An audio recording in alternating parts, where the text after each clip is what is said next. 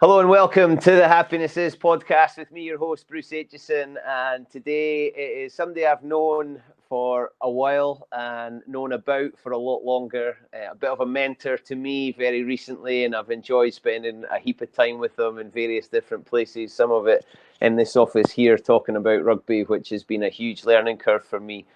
One of the game's good guys, liked by everyone, and just very recently he has probably broadened his experience by some of the opportunities he's been able to take. I am really excited about this one. This could last for hours, but he's not got that much time because he's a very busy man. So let's bring him in, the one and the only Mr. Duncan Hodge. Hello, sir. How are you doing? You well? Yes, I'm very well now. Let's jump right into it. We're where we are. We've just come back from Wales, but in very different circumstances. You cycled 500 miles. How do you feel? Yeah, I'm feeling actually good and remarkably good. Now, that was not the case on Saturday, sort of post-event, and it was not the case late Thursday night and late Friday night. There was some shifts going on, but it was brilliant actually. Really, really loved it. We got very lucky with the weather. That was key. And look, I was with four mates. It was for an amazing cause. Money is still getting raised. I mean, I think there's some big sums of money. I think the whole trip alone is up near $250,000. So I mean, it's just something fantastic to be a part of. And we were lucky enough to speak to Doddy every day just through Hodgey on the way down, which again just gives it that little extra bit. Seeing him and his family sat at home there was quite something. Yeah, Doddy was really frustrated, wasn't he? Because he wasn't able to physically get out and support, but he was in touch with you every day.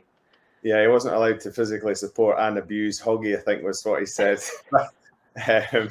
No, it was great to speak to him, and it just made it so sort of tangible and yeah, sort of, it just kept you grounded and why you're doing it and why you help out, and I think everyone was so like-minded. I mean, there's been a fair bit on social media since, and I sort of connected with old mates, made new mates.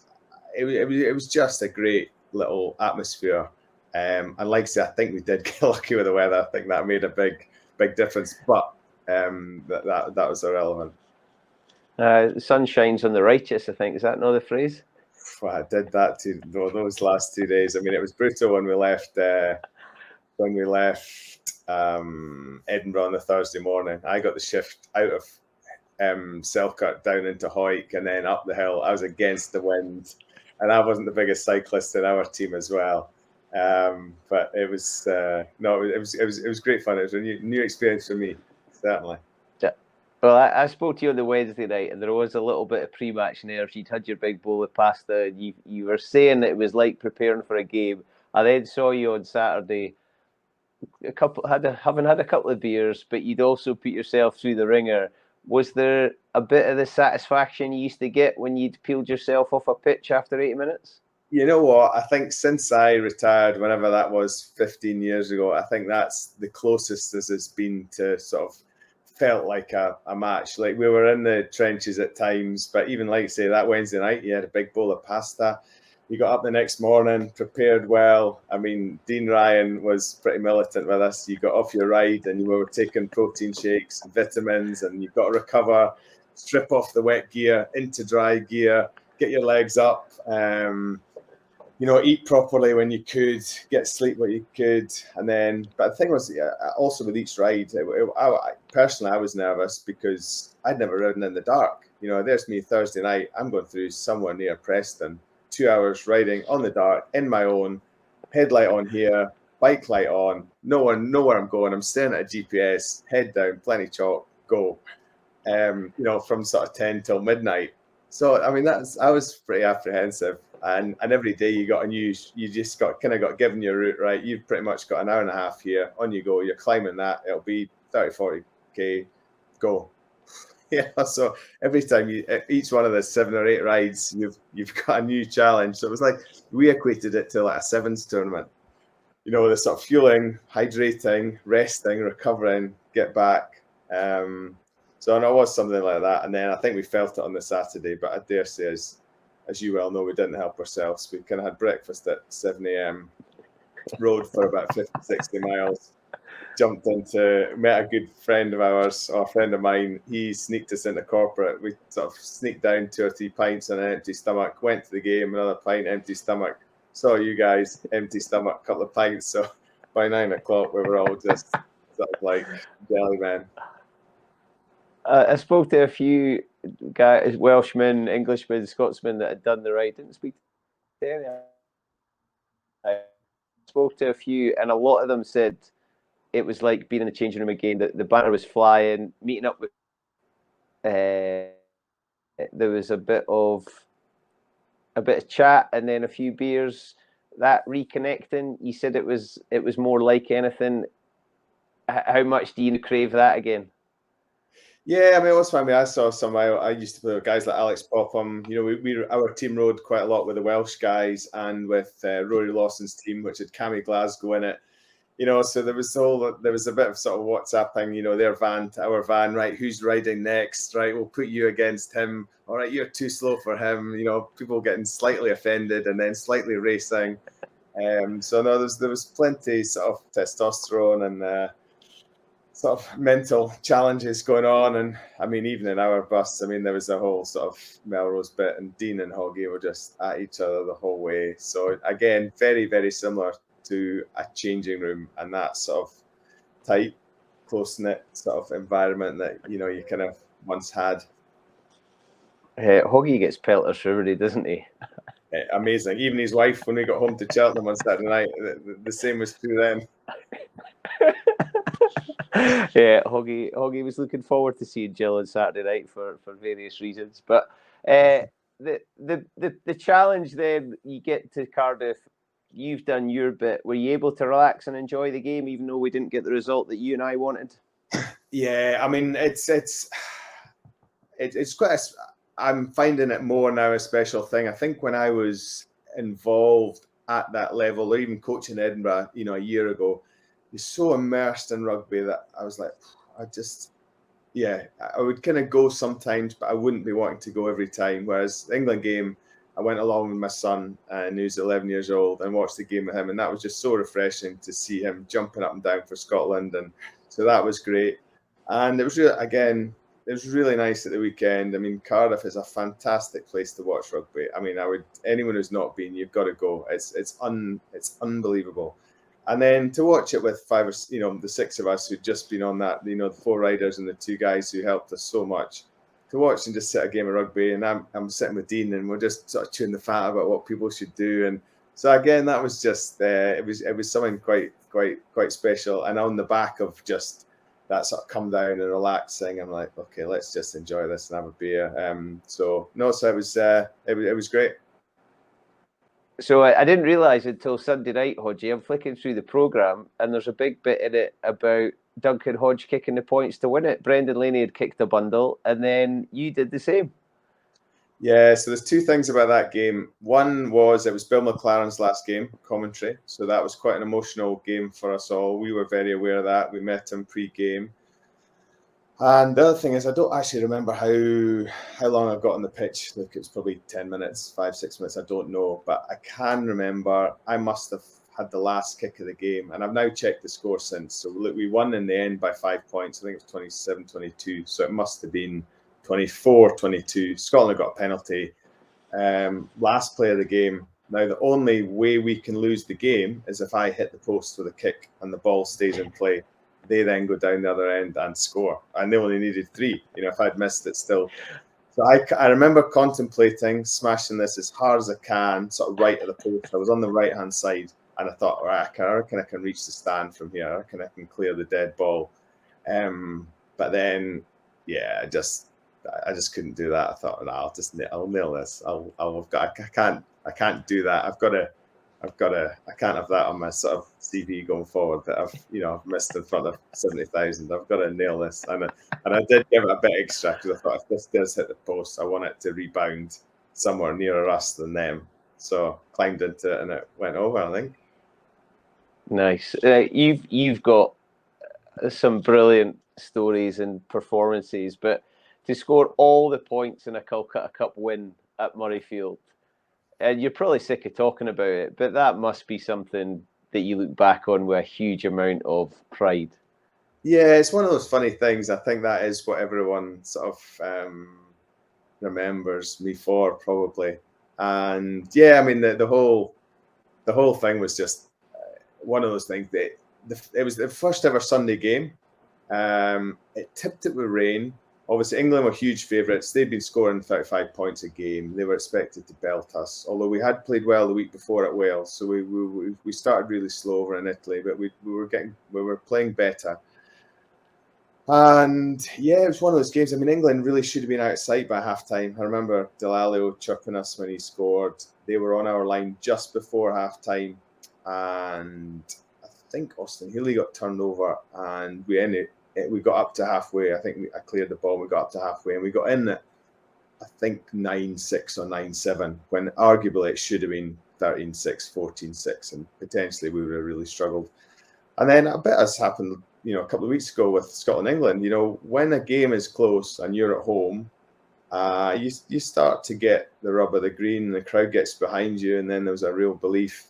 And then, yeah, luckily I scored this sort of 50-metre try, beat 10, 12 guys and dotted down, which is what I tell people now. It's what I tell my kids. But clearly it's not true. Sort of 6. I don't even know why I was going anywhere near a rock. I mean, that's not like me. But yeah, the ball just sort of skidded out, ticked it, popped over. And I've got a couple of great pictures. I've got a great picture of me touching down. As I touched it down, the ball sort of just skidded out. And I was like, oh, they might not give this. And I've got a picture of me sort of looking sideways up at the ref with them going to his whistle saying, look, that was a definite try. And look, he gave it. And one other thing I do remember after the game was Jim going around everyone. And Jim Telfer this is. And then Jim's sort of in his way, Hodge, 19 points. How the F did that happen? But it was one of those days, and because it was a Sunday game, I actually went and met my family at Montpellier's in Bruntsfield. So there's no huge function. I think the England team left pretty soon afterwards, so it was very much a case of went and met my family, then went and met my mates in town. So no, it was a great day, and like, it's not something. Well, it gets talked about by other people, and if you ask me, I'll talk about it. But other than that, it's all good. Well, one of my other Duncan Hodge memories was what he did against the Springboks at the Greenyards. Yeah, so that was, when was that? That was 94, and I was a very young boy then. I think I was 19 years old actually. Yes, I was 19. And that Springboks team that day contained 5 players that went and won the World Cup. Whatever it was, 7-8 months after that, and that was another sort of last minute sort of drop goal in the mud at the Greenyards on a Tuesday afternoon. I think you could probably tell me more than I can. To kick a drop goal in those conditions was ridiculous. It had rained for about 40 days and 40 nights, pitches all over his shop, and this 19-year-old drops a goal to beat the Springboks. I mean, that's Roy the Rovers. Yeah, and it kind of became a slight habit as well. There was a few more, and I don't know. I always said my thinking was, people ask me about it. My thinking was, I never struggled to kick the ball a long way, so I would often go for longer drop goals when there was less pressure on me, when people didn't expect it, and I wasn't going to get charged down pressure. So. That one was from a fair distance out. There was one against Northampton, far out. There was one against Ulster. They're all well past the 22, and that was my sort of thinking. So, but no, I mean that was probably I think I'd just been to Argentina as a 19-year-old the summer before, as a late call up for Craig Chalmers actually. So no, these were all experiences that were coming to me when I was pretty young, and it was sort of I had to grow up pretty fast, sort of playing 10, and there was a bit of a it's quite similar to some of my cricket stuff. You know, I was always playing cricket against sort of men at my local club, Dumfries, and I was always competing against sort of more experienced sort of adults, as it were, which I don't know, probably helped me learn quickly, I suppose. But there's a huge amount in both of those stories. Playing the Springboks for Scotland Day, it was, I think. Yeah, it was. It was called Scotland Day. Playing on a Tuesday against a touring Springboks team when that was still what they did. They still played midweek fixtures. And the reason I love it, I was there. You were allowed to miss school. You know, border kids were allowed to miss school. I saw the All Blacks take 80 off the South. The South scored first and then didn't touch the ball for the rest of the game. But there was, you know, huge All Black names in that. There was huge Springbok names in that. And that's gone. But what an opportunity for a 19-year-old to gain pretty high-level experience without it being a test match. A kid playing cricket with men, the chance to learn, see what it's like, see what not to do, see role models. Not many young players are even having that dual opportunity now of playing cricket as well as playing rugby to the standards you did. How much do you put down to your development as a player and as a coach and as a man to those experiences in your teenage years? Yeah, definitely. I mean, I was always, and I still say the same to most people I meet, to be honest. Obviously, the world has changed and sports are sort of specialising earlier.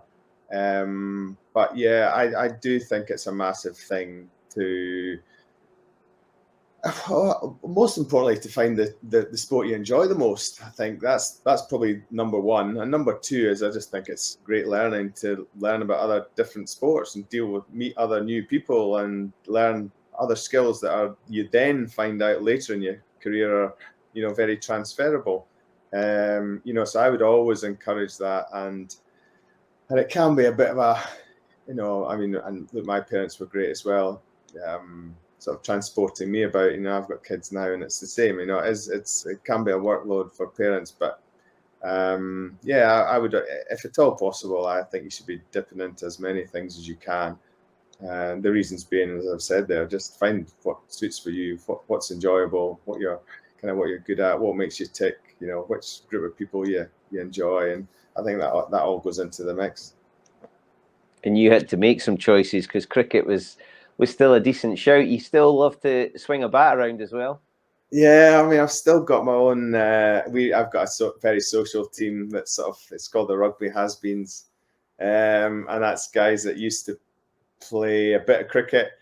Some guys that have never played, just some of my mates who love cricket. So we probably play 4 or 5 times games a year. We've got this sort of T20 strips, and you know, I tell you what's been great this year, as there was 3 guys played for us, and at the same time they played with their sons. So Jamie Mayer, Burnsy, myself, our sons all played with us, which is quite a special thing.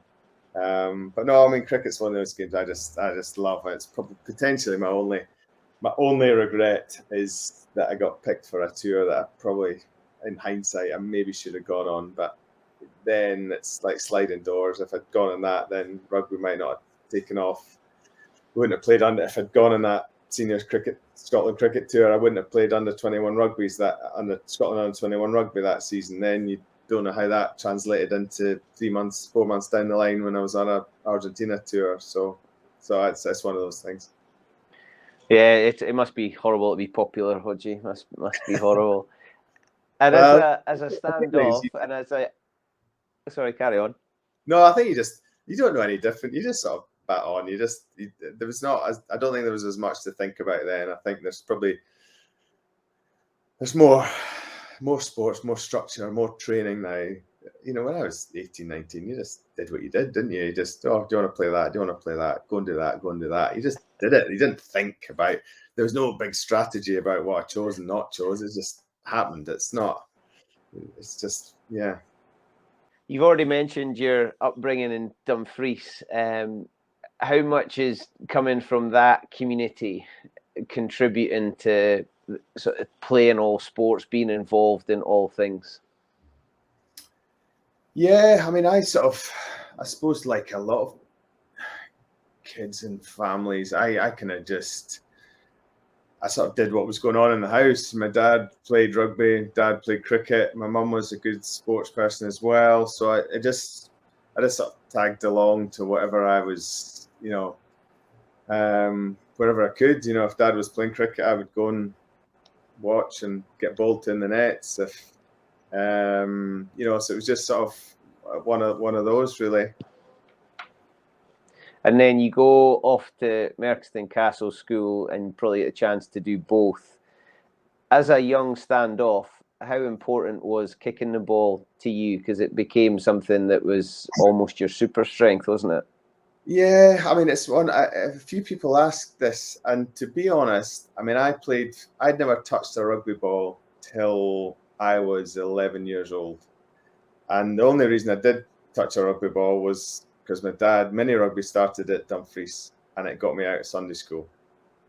So that was it. So I'd played football all my life until then. Hadn't touched a rugby ball, and so kind of football was probably my first sport, and then rugby and cricket sort of came on top of that. And I suppose, and when I was at school, that was the one thing. I mean, I was just playing some sort of sport the whole time, and I include five-a-side football in that, I include squash in that, I include rugby, cricket, touch, nets, whatever it was. I was probably into it when you think back, but again, not in a structured way. It wasn't people making me do stuff. It was just, I don't know, I just enjoyed sport and enjoyed like-minded people, and right, off we went. Let's go to the nets for 3 hours. Let's go and play touch, or let's go and have a game of football, or whatever it was.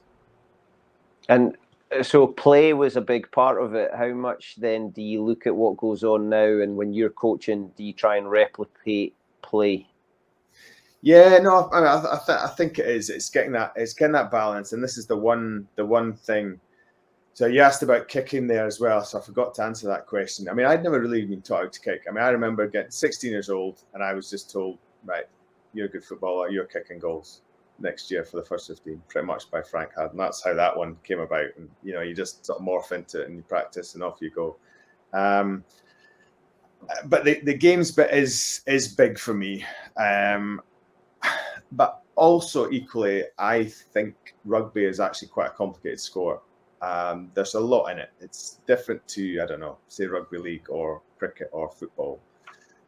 There's quite a lot of skills in there. There's quite a lot of specialist skills in there. And so I think you definitely, you need touches of the ball. You need small-sided games. You need people to learn themselves. However, I also think you do need some technical input, and you can pick any skill you like. Pick kicking a ball, pick catching a ball, whatever that is. I think these things have got to be potentially coached slightly earlier as well. And the one reason I say that in my experience is that I probably got lucky because I played football. I had a sort of natural aptitude to kick a ball. However, if you're a 12-year-old kid and you hold the ball wrong, if you kick it wrong or hold the ball wrong for 6 years and then try to change that 18, I think you're going to find that pretty hard. So that's why I just sort of merge that technical coaching bit with the games as well. If that makes sense. And your technique held up under the most immense of pressures.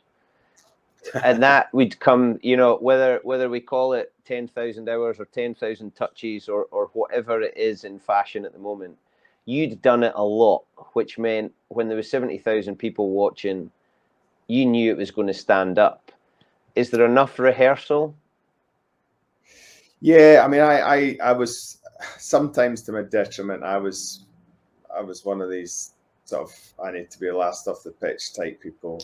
So you're right. I had done a lot of it, and I think there was a couple of times also in my career when I probably overkicked and kicked too much, and I'd almost grew with a bad habit. I would have something wrong, and then I'd just try and thrash it out and kick an extra 100 balls, and I'd just send myself into a spiral the other way. So there was a bit of that, but no, I mean, it was definitely sort of rehearsed, and I certainly wasn't coached much to kick until later in my career. It was very much self-taught. It was watching people. It was me working out what had gone right and what had gone wrong. It was me, my days off going in. It was, all these little bits and pieces. Probably when you look back, all added up. But again, I think, as I said earlier, it wasn't massively thought about. It was just sort of me being me at the time, really.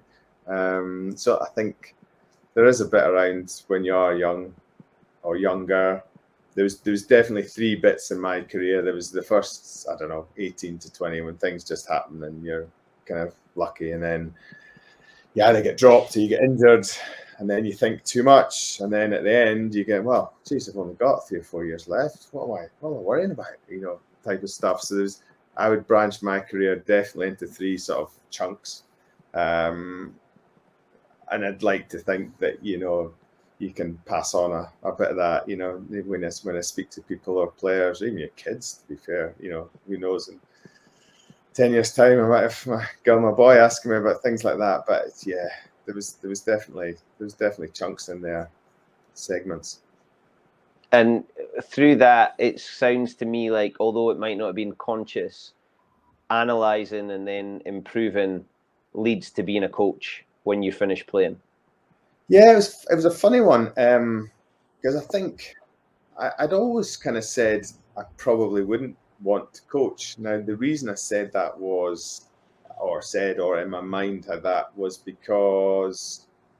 probably because of weekends and sort of family life, and then when I finished up playing, I was kind of straight into coaching plus work. I was sort of shut and tie job 3 times a week, and then I was doing sort of skills and kicking 2 times a week, and then that ran for about sort of 4 years, and then there was a kind of choice had to be made about going full time, and by that time I had the sort of coaching bug, and I was like, I really enjoyed doing this, and I'm running about, being active, trying to help people, and it wasn't really a choice by that point. But until I'd experienced both sides, I wasn't convinced that was definitely what I had to do. It wasn't like I gave up. And there was also a bit of in that there was no real avenue. I mean, had someone said to me as I was playing, look, you've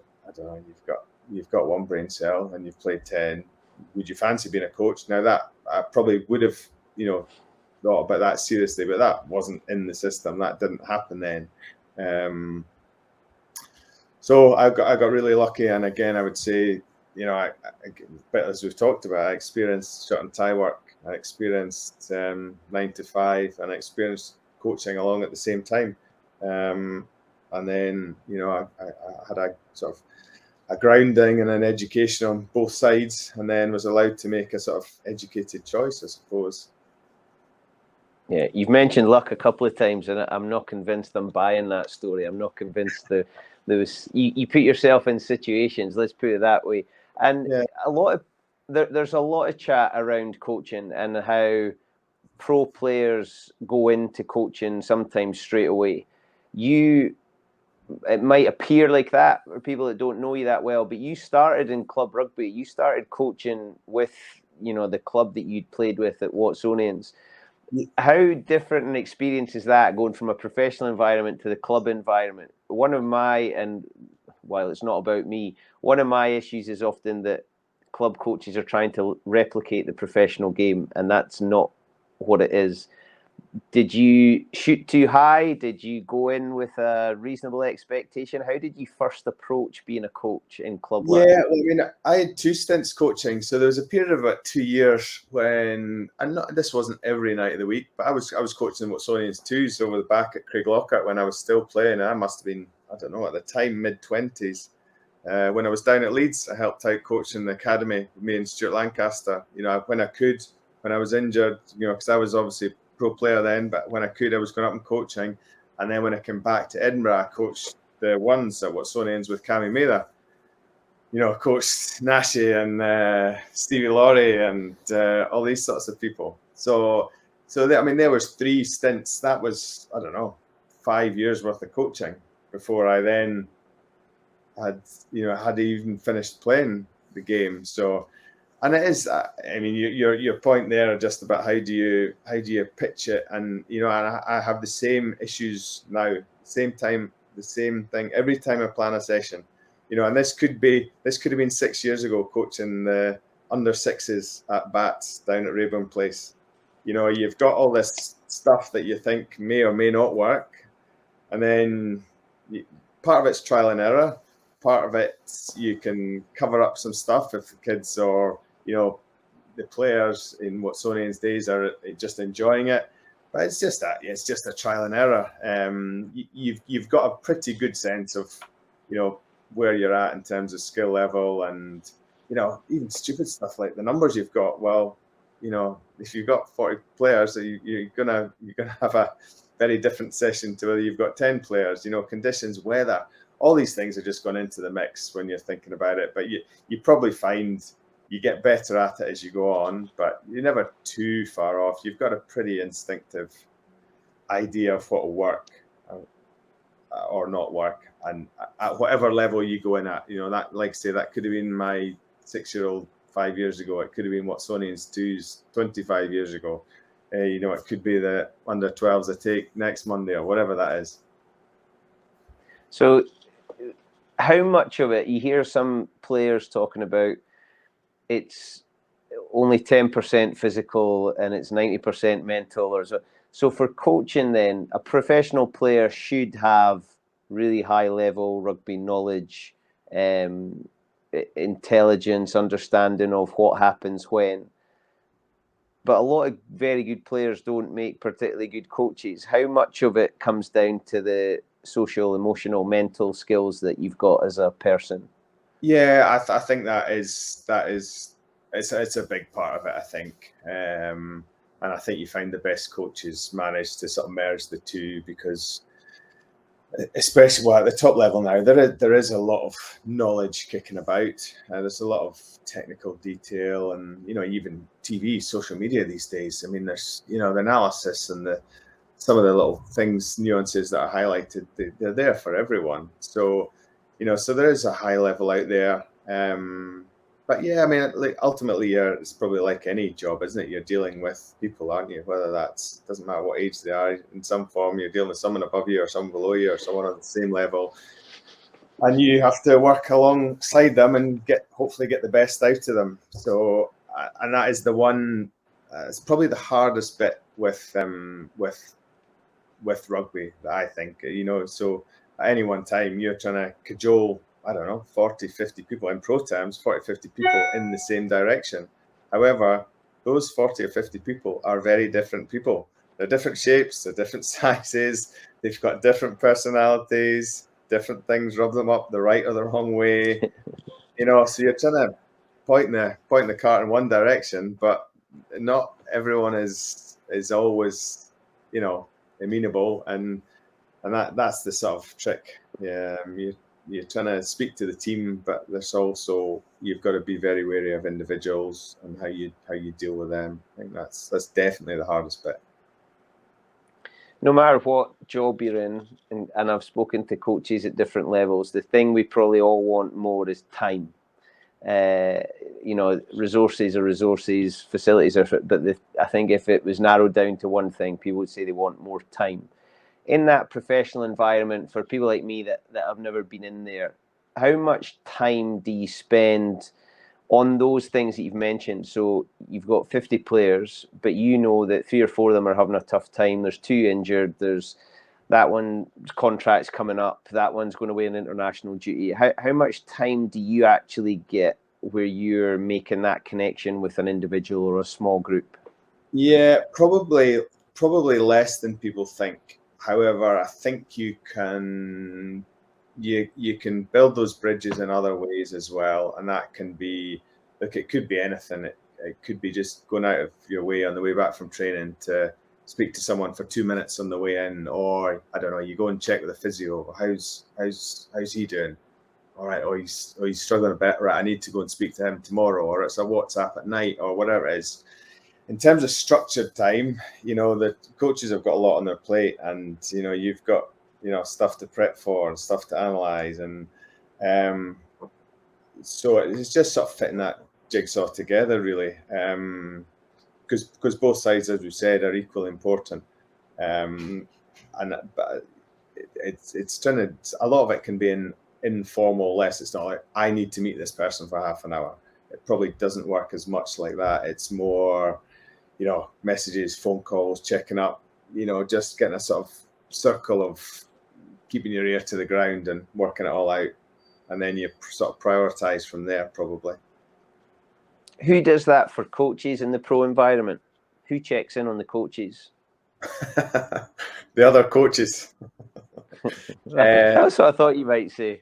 Yeah, in my experience, yeah.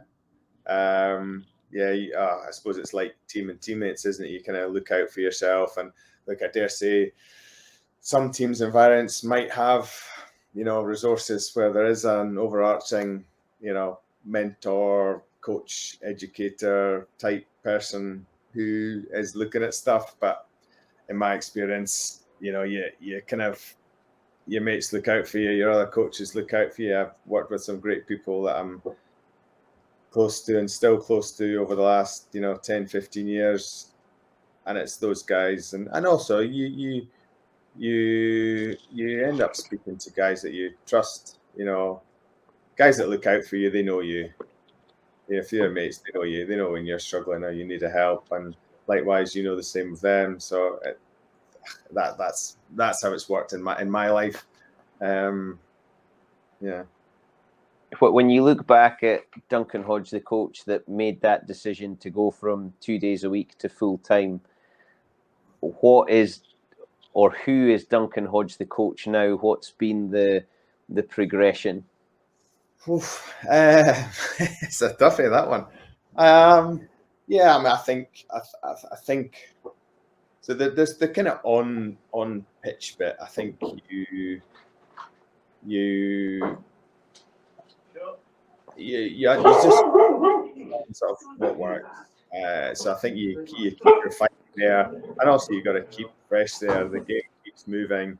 I think probably the other bit is just learning how to, deal with players, how to make us, if something's not going well in the session, instinctively now I probably know what to do in terms of, right, I need to change that, or I need him to do something different, or you just sort of things up quicker. And I think that probably is just experience when you sort of look back. And in terms of me, me as a coach, I think my probably just main objectives are just to, I suppose you're trying to get the best out of whoever you're coaching, and that could be a 10-year-old, it could be a 35-year-old, and it's you're trying to develop the player, really. Being a coach over that period of time, is bravery something that's improved? Are you a braver coach now than you were when you first started? Yeah, I think so. But I think that's also just tied up with the experience. I mean, probably my biggest fault as a coach has been, I'm probably not unusual in this, but you kind of second guess yourself. I reckon I've been inefficient, shall we say, with my time, in terms of, you want to provide the best for, your head coach and your players. And you probably go round in circles, over analysing, and should have done that, should have that, should we do that move, should we do that? And then you come back to where you started. Your instinct in the first 5 minutes was correct. I've probably just, same with review meetings or preview meetings, you probably got it in the first hour, 2 hours worth of work, but you then, you check it and you refine it and you're back. And, so that's probably my biggest sort of fault as a coach, I reckon. Okay, you've done the perfect Scottish thing, the perfect coaching thing there. You've been able to tell me your biggest fault. What's your greatest strength as a coach? No, I think probably I'd like to think I've managed to get or help most people I've coached, and maybe that isn't sometimes the most technical thing. I'd like to think also that I've been pretty open, that I could speak to everyone I've coached in some way. Now, I'm not saying that's a 5-minute conversation, but I'd like to think if I asked someone a question, they would, they'd give me a minute's worth of answers, and they would be, semi-polite and give me some information and not just a one-word answer like I get from my kids. So those are the. There's nothing harder than coaching your own kids or raising your own kids. Give me 40 teenage rugby players any day of the week. Yeah, so that's probably the couple of things there, I think. And it's interesting that you were far more definite with your area to improve than you were your strengths.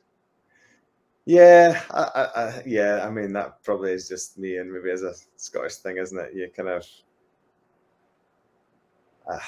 potentially, and that's probably where I was. I think that's where I don't know. That's just where I've gone to. I think probably cricket might have been different. I think because it was an individual sport, whereas in rugby, I think you're always relying on other people. But yeah, I think in rugby I always felt that you looked at someone next to you who did something better than you, but I tend to forget about the things I would have done really well better than someone else. But again, that is also a positive thing because it means you're always sort of chasing. You're trying to be better or improve yourself. Yeah, you're a very humble man, is what I'm going to put it down to, Mr. Hodge. You're struggling to blow your own trumpet. There are a huge load of skills there. Now, none could be highlighted more than being asked to go and coach Fiji. Now, you don't get that invitation if you can't build relationships very quickly, be highly thought of in rugby, but it would have taken one phone call to blow that one out the water. No, he's not a good guy. So talk me through how that comes around. Duncan Hodge, Fiji attack coach. Yeah, I mean, you're kind of right in what a lot of you say there. That was just it came through Vern, obviously, who I worked with for 4 years, and obviously they couldn't travel. None of the New Zealand coaches could travel. Obviously, I had just sort of gone from Edinburgh. There's a period of about 6 weeks there, and he kind of just texted me, and then we spoke and said, "Well, what are you doing?" I said, "Well, this is the plan. This is the plan." I said, "Well, you're busy in November." I said, "Well, no, not really." Yeah, so like it was a lot of what you've said there. It was totally new experience for me, daunting one because culturally, language, some of the caliber of players, and literally you were just going in cold. I was going in at 11 o'clock to Madrid, and we played a test match 5 days later. And as you said there, the biggest things is, like, it's not my technical knowledge that was going to help Fiji. It was me building relationships with, Ben Volavola and, Joshua Tuisova and these sorts of guys so that I can help them and we can get something out of those guys. But yeah, even then, there's me coached all this time, but you're a second guy, so like, how are they going to react to me? How, they don't know me. They don't know what I'm about. The ways, obviously, I got lucky is probably partly as you said. Like if Vern's asked me to do a job, then that's probably a fair statement. And also, I was lucky that 4 of the guys I'd already played with. Already coached. So Bill Mata, Mesu, Leroy, and Ronnie Sau. I'd spent a lot of time with Edinburgh. So, hopefully, and I genuinely mean this, hopefully, in the background they're saying, like, Hodgey's all right. Just listen to him for the first 10 minutes and sort of see what you think. So that worked well. And so that was a nice start for me. And, again, we worked with a great staff. Everyone we just sort of got mucked in. But, a huge eye-opener. Like, so lucky. So many different things that I learned. Daunting, but big challenge, and just loved that 3 weeks. Really, really good. I feel like you've completed it. You've coached your country, and if you're going to coach anybody else, Fiji are everybody's second team, and getting to be their attack coach, give me strength. So you go in and you've got Richie Gray with you, Gareth Baber's in charge, having won an Olympic gold medal, who now finds himself in Edinburgh. So there's a lot of Scottish links there, boys that have played in Scotland, but when they're together as Fiji, the culture to be on the inside and see what happens must have been pinch yourself moments. Yeah, I mean, that's the thing. So like I said, for those 4 guys that I know really well, I spent a lot of time with them, and you see them together, sat at lunch or dinner, or you speak to them at certain little times, but you could not prepare yourself. So you think, oh, those 3 or 4 guys are so close. Isn't that amazing? But you just couldn't prepare yourself for the wave of, these 30 guys and just how much they sort of love each other. And I think I said to you, the way I've explained it is it was like a stag weekend with no alcohol. It was just these guys, they were just so close. They were just so much fun together. They just want so comfortable and happy in each other's company. Like, when they get up 7 o'clock in the morning, they're down for monitoring and testing, and they're just giggling away, laughing away. And then they go to bed at night, just the happiest people alive as well. So it's just so refreshing to see.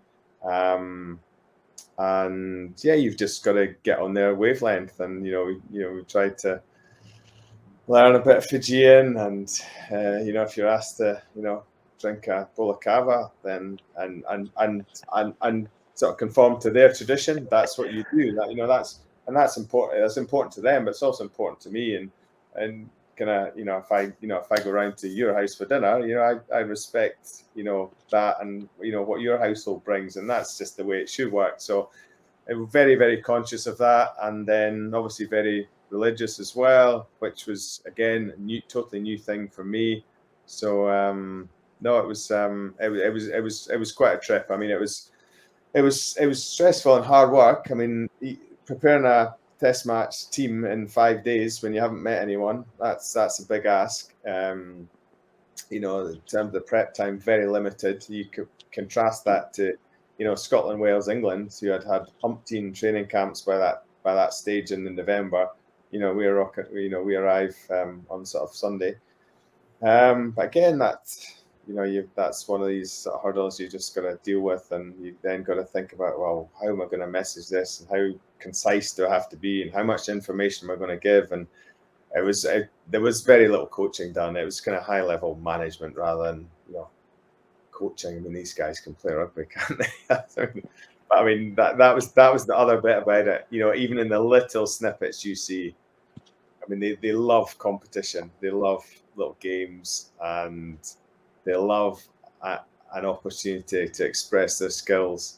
And I mean, just seeing, and this is not just the backs. I mean, seeing what some of these guys can do with a ball in the hand is just phenomenal. And to see it up close and live was, it was a real honour, and I genuinely mean that. It was one of my best ever coaching experiences. No doubt about that. It cracks me up that the boy who started playing mini rugby to avoid Sunday school then had to go through a Christian service every night that he was in Fiji camp.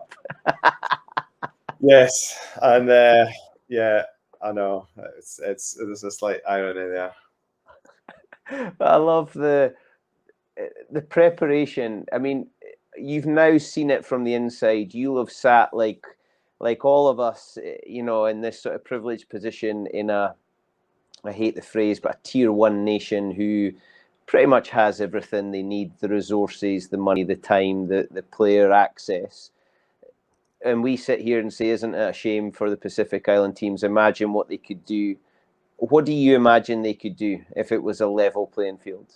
Yeah, I mean, I think that is the thing. I think there's so much raw talent there. I mean, I think a few things will. So the new regulations around players coming back, I think I think the next World Cup is going to be amazing. You've got the big sort of 4 Southern Hemisphere teams. You've got 6 Nations teams. You add in a stronger Samoa, Fiji, Tonga into that. I mean, I think the next World Cup is going to be great. And also to use Fiji as an example, the new Drua team that I think their first game's this weekend coming up. But that's going to another 30 players are going to play 25 games of Super Rugby before the next World Cup. So some of the slight deficiencies in some positions there, or wherever they might be short, that's going to throw up some players as well. But again, yeah, that's going to add into the mix. But yeah, look, it's tough because Fiji, Samoa, Tonga, the players are scattered all over the world. So geographically, it's a natural obstacle as well. So they need more time together. However, it's a slightly different scenario as well.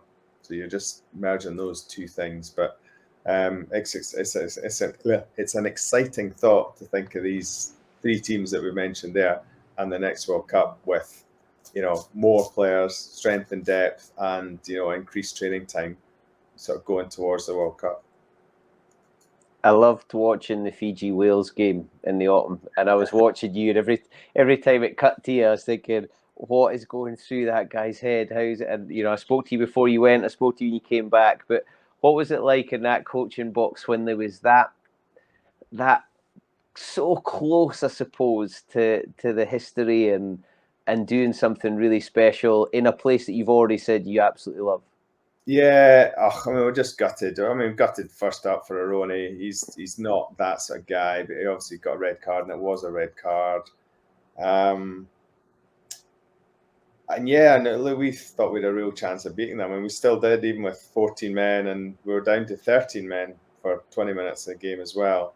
And we got a couple of rough calls, and and it's a really tight game with 10 minutes to go, and we just couldn't quite get there. But no, that was sort of special, and I suppose I think off the pitch I'm fairly calm and measured, but I think I did lose it a bit that day. I've got a bit of a habit of that. Even Cockers used to tell me to shut up sometimes in the coaching box. So. I remember reading Ben Ryan's book, and he spoke a little bit about the Fijians in competition. He was doing some speed testing with them, and he couldn't believe the times that they were recording in a 40-meter timed gated sprint. And it was his manager said to him, "But why are they running?" So he got them to chase each other, and the times went, through the roof. And he gave them a ball to run into. Is there anything that you learned with Fiji that you think we should be doing that in the new situation you find yourself? Was there things you learned from Fiji that have improved your practice? No, probably not in specifics, but I think probably your point there just around, and potentially, well, to be fair, at any level, but I think it comes back to trying to engage the group you're coaching and trying to inspire them and trying to make it, you're trying to combine that technical learning bit with enjoying what they're doing. And that's the sort of sweet spot for me. If they can be competitive and chase each other and have games and it's you against me and learn or remember or tie in those technical bits, that's the sort of sweet spot. And I think that's probably the more and more I think about this and now what I'm doing, and that's probably where you come around to. You're constantly trying to just find that sort of sweet spot that hits everything, rather than everything being it's just a game or it's just a technical bit. It's trying to jam the two together. And you find yourself in an interesting place. I've known you for a while, and you've come out of the professional game full time. You've chosen some really interesting things to get involved with. Fiji, you've been involved with Dodge, you did a 500-mile cycle, all things that were probably off, well, Fiji was definitely off limits to you. But now you find yourself with this new plan and new exciting bit where you're going to take all of that learning, all of that experience. What's happening with Accelerate Rugby? Yeah, it was always... and I'd been fairly open with the people close to me just around. Look, I had some time left in my contract, and I'd never, ever consider not doing what I'd done. But hey, look, I've got kids that are 13, 11. I've got a sort of family and a wife here that, potentially you've 45 weekends a year, you're away from home, or you're at home, you're reviewing, you're previewing, you've got your mind on something else. So there was always going to be a conscious shift for me. And then that was sort of just brought forward a year, shall we say. And I always had this idea just to, it goes back to something I said earlier, and that rugby is quite it's quite a specialist, unique game. There's quite a lot of skills there, and I've seen other sports, and and I've coached. It was always sort of leveled at me, blah blah blah. I just pro coach, but no, I've been coaching, P1 kids, for the last 7 years on Sunday mornings. So I know I'd like to think I know what's going on. So the thing with Accelerate Rugby, my new company, is just trying to provide a sort of an avenue where kids can, it's a sort of supplemental learning, really. Trying to provide a different level of coaching, probably just further down the chain. And like it might, if someone wants to, if you've not, you're clearly, there's some great coaching going on at schools and clubs. But if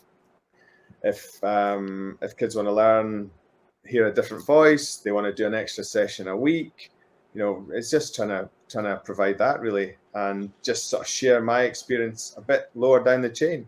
And people think, oh, you're not crazy, how come you're coaching Fiji, then you're coaching 11-year-old boys? I said, well, coaching's coaching. I'm in a pair of shorts, I'm trying to coach people and make them enjoy rugby, and it doesn't, yes, some of the nuances and the technical bits are different, but coaching's coaching. I could be coaching 10 kids in Inverleith Park, or I could be coaching Fiji. It's still love doing both equally as much.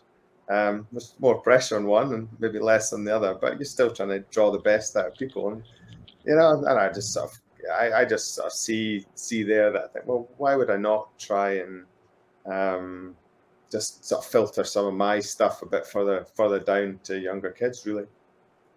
Yeah, and I can vouch for it because I see you in action a couple of times a week, and I've got a huge amount out of it. What is it then? You're saying you like coaching 10 kids in Inverleith Park. What is it that gives you the real buzz and the desire and motivation to set something like this up and make this your day job? I think you just want to see people improve. I think it's no different to probably your own team or your own family. I think it's just you get a buzz out of I don't know, a kid can't do something, and then you get it and they learn a bit, and then 3 months down the line they've nailed that little skill. It's all those little things, or you see something, you coach something in a training session, then you see it in a game a month later, or that's just that's a massive thing. And I think probably everyone can relate to that. It's probably like me going to the golf range. You practice away and something doesn't work, but then it suddenly just twigs, and that sort of hooks you in, and then that's you're on to the next bit. So I think that's the sort of, that's the key thing, I think, with it. And it seems to have we'll see how it all goes. Everything's a bit of it's sort of jigsaw just now. We're just trying to work out what works and what doesn't, and I think the thing is, I want it to be sort of consistent and continuous. It's not that you come to a session and once every 6 months. Like, to me, that's not how I learn. You learn by doing stuff and doing it kind of continually, for me, or semi-continually. You can't do something once and then do it again 6 months and expect it to a change to have been made. So it's just trying to make that fairly continual, or have something available should kids want to do it, just on a fairly continual basis. Nice. I love it. Very lucky kids getting exposed to that. When you look back, I'm wondering how you're going to answer this, because you're a very humble man. When you look back on this, is there a player, or are there a few players, or is there a period of time that a team performed where you think, I had that influence, I played a part in that? Oh, geez. There's bits in all honesty. I mean, when I coached at Watsonians with Cammy, we won the cup with good bits. I think as a player, probably as a 10, I think you had to be influential. So there's bits in that. Coaching with Vern at the 2015 World Cup, we played some great rugby, should have been maybe in a semi-final, all those sorts of things. Latterly with Edinburgh and Cocker, we had some huge wins away at Toulon, Montpellier, Newcastle away, Sale away, proper wins. And we played some great rugby. Now, I know laterally we struggled a bit in that last year, but we did some great stuff there as well. So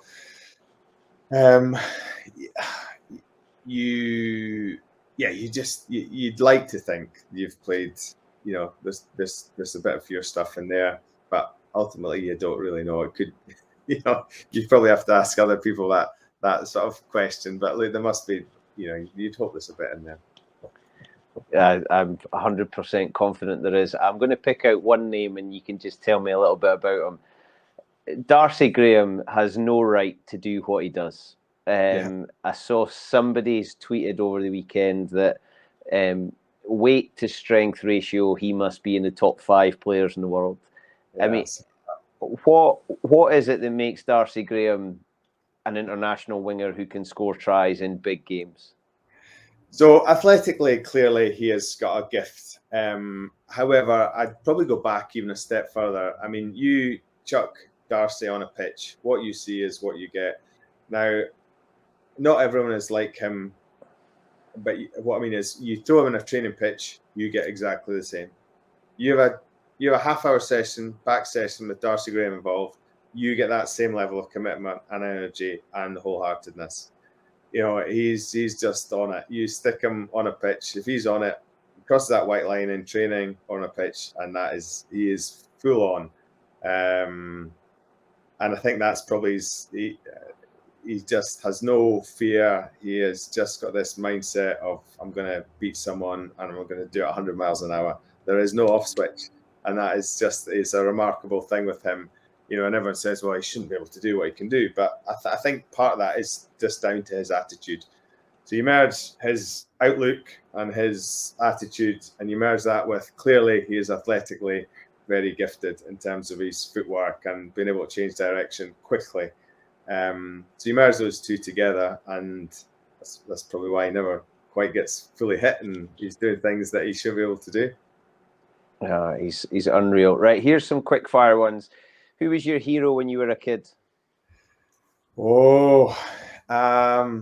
Some probably a bit random ones, actually. I'm going to go Serge Blanco, Michael Lina, David Gower, Ian Botham. Daley Thompson as well. Boris Becker Daley as well. Thompson. Daley Thompson. Playing Daley Thompson on your computer. Right, who's the toughest player you ever played against?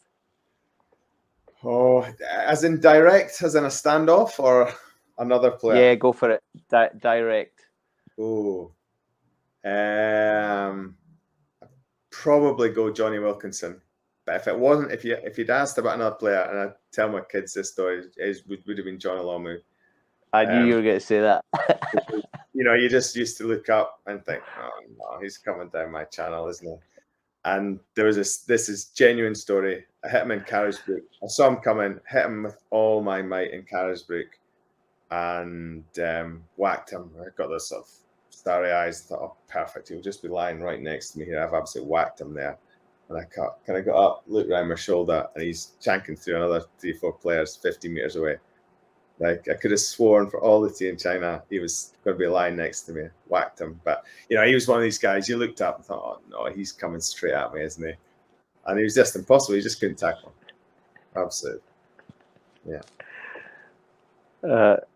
I love that. Who's the best player you've coached? Best player I've coached.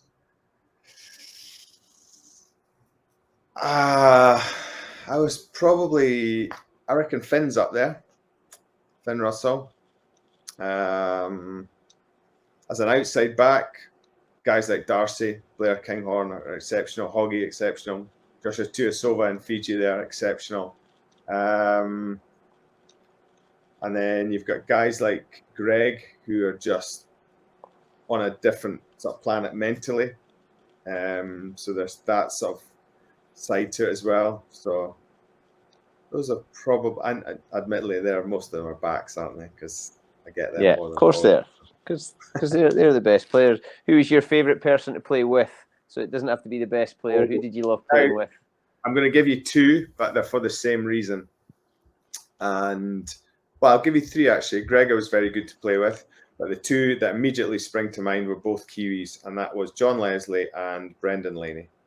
And the reason being that they were just in my ear talking the whole time.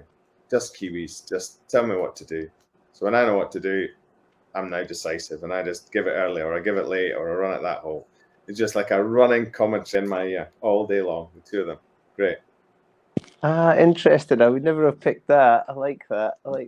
So Brush, you've coached Brian Redpath, class. service, very good as well. Yeah, Brush is class. Another small man, but what a rugby player.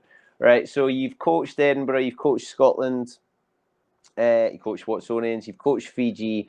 If you got another coaching gig, who would it be for? Oh, crikey. Club or country? Club or country? I honestly have no idea. I don't know. I don't know. Part of me says you would like to see the things that would excite you would be coaching or assisting in another culture. And the two that spring to mind are probably sort of Ireland and France, and for very different reasons. Like Ireland, I just see these players come and feel like, what's going on in that country? How are they doing that? So that's the attraction there. And France, just because I just find it an intriguing place. Like culturally, the players, the talent they have, the interest in the game, the sort of challenge of coaching in a different country potentially. So those are the two, and also that's probably the two. I thought you were going to tout yourself for America there. The streets are paved with gold in New York, my friend. You could be big in America, I reckon. Hodgey, I've absolutely loved speaking to you. You're a gentleman, and you've been very good to me with your knowledge and your time. And any kid that comes under your nose and gets the chance to be coached by you will be very, very lucky. Thank you very much, my man, and hopefully I'll see you very, very soon. Not a problem. Absolute pleasure. Feels like we got through a lot there, but that was all good.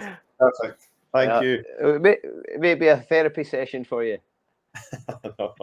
or maybe for me. Thank you, my man. Love you to bits. See you soon. No worries. Cheers, Bruce. Gotta love him. I can vouch for him being a very good guy. I get to see him in action. He helps me, he points me in the right direction. He's a great sounding board, one of life's good guys, and the opportunities he's had, he's absolutely deserved. He was lucky because he put himself in that position, and then when the chance came, he grabbed it. And I've got no doubt that his new venture in Accelerate Rugby is going to be a huge success. If you've enjoyed it, you can catch us on Apple, Acast and Spotify. You can watch on Facebook and YouTube. Check out Hodgey on social media, Accelerate Rugby, and his website that you've seen on the screen. Go back, listen to our back catalogue. Hopefully there's something there for you to enjoy. We've got lots more guests coming up very, very soon. But in the meantime, my name is Bruce Aitchison. My happiness is egg-shaped, and I hope you stay safe. Bye-bye.